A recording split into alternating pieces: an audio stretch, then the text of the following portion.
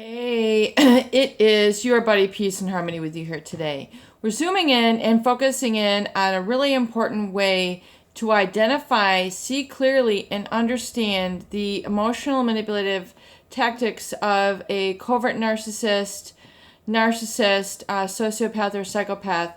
And that is one really sort of outright misunderstanding you, twisting your words, twisting your story.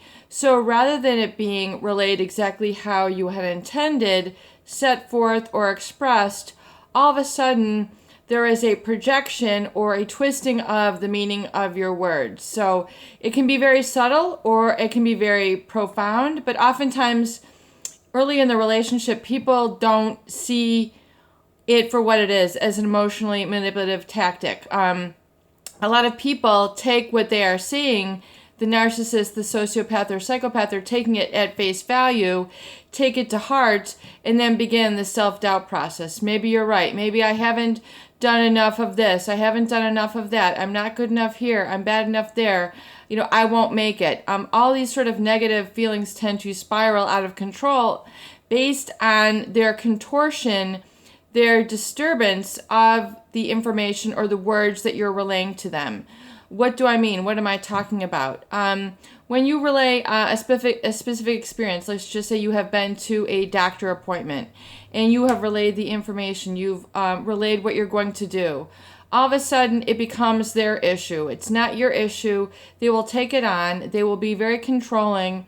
They will start making value judgments, value assessments against you, and simultaneously disempower you, make you feel, an operative word is make, or seek to make you feel you don't know what you're doing, you didn't make the right decision, you should have done this, you need to do that. Nothing is ever good enough. You do not meet their expectations. You are always disappointing them. You are always meant to feel inadequate by them.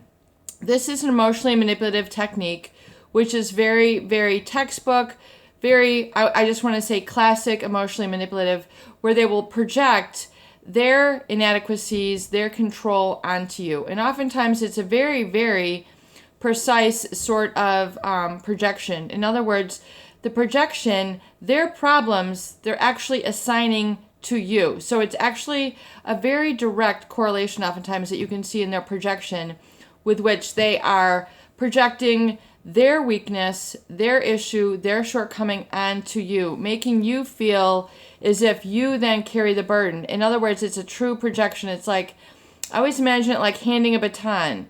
This should be mine. This should be my sadness. This should be my pain. This is what I'm working through. They hand it over to you and all of a sudden make it yours. Make it your problem, your issue. You are wrong. You are to this. You are to that. You're not enough this. You're not enough that. You can fill in the blanks with exactly what this person has said to you, treated you, or quote unquote made you or tried to make you to feel. But in the words of the great Eleanor Roosevelt, you can only feel as unhappy as you allow other people.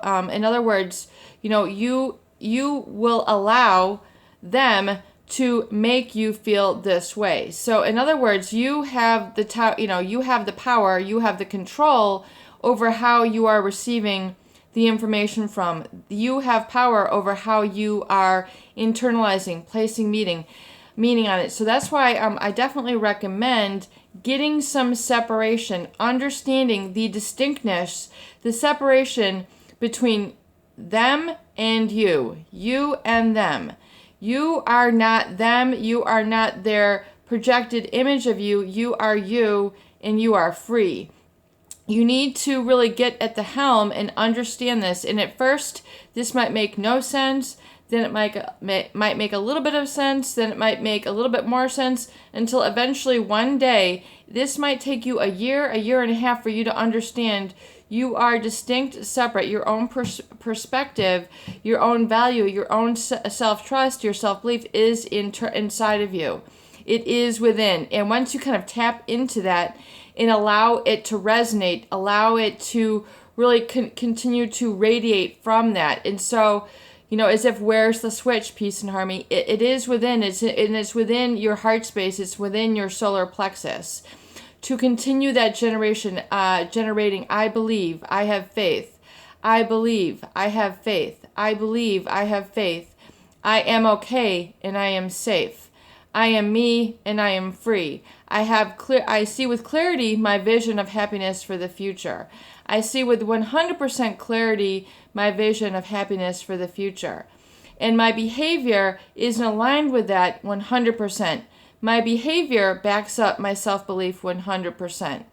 My actions in my steps forward are congruent with that 100%. I believe in my vision. I believe in my emotional well-being 100% as distinct and separate from the projection and the twisting of meaning that is projected from this individual. So once you're able to see it almost as if like a splat of water on a wall that washes down, you have to be kind of like the wall. You have to have that barrier. You have to have that protection where you don't internalize it. You don't take it in.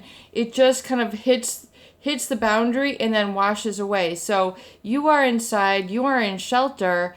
You are protected by your own values, your perspective, your decision making, and your choices. You need to get into that prefrontal lobe where rather than acting out of fear, guilt, obligation, codependence, taking care of this person, being obligated, letting them control you, letting them tell you what's what, playing their games, getting sucked in, rather than that whole agenda, which you had directed your body, mind, and spirit to, begin to cut that off 100%.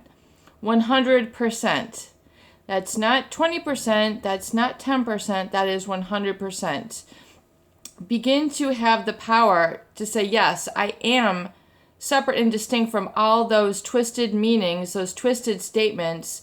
Those are designed to make me feel inadequate, not good enough, less than, and in the darkness. As if you will, testify also that oftentimes, with the narcissist, they want to be the one in the spotlight. They want to be the one with all the lights shining on them. Look at me, look at me, look at me, look at me, me.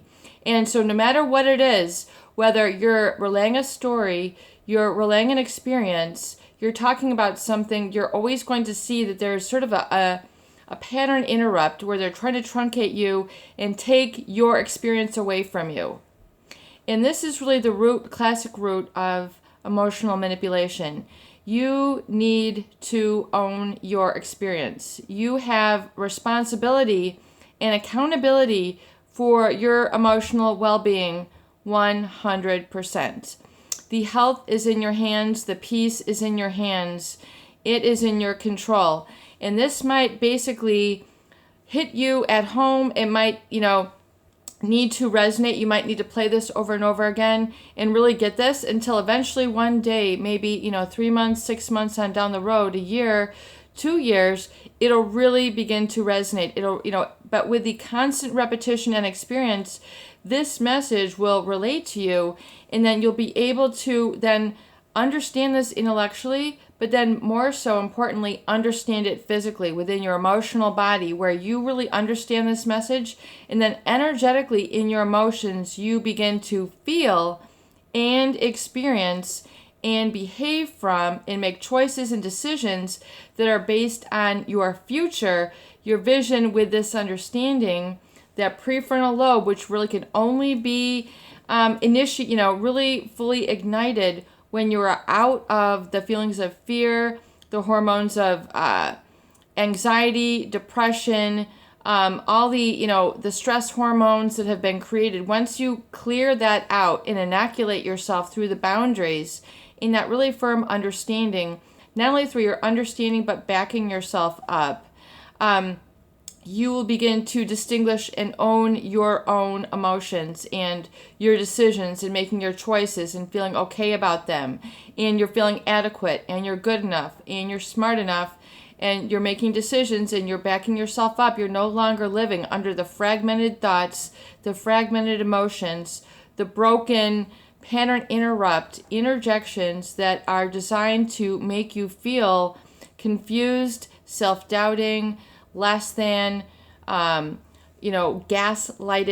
brainwashed, all those sort of Stockholm syndromes where you're then, keeping them at the driver's seat when they are not the driver at all. It is your buddy, Peace and Harmony, with you here today, and I hope that these videos do help. Please share and please subscribe for more great tools, videos, discussion, and support.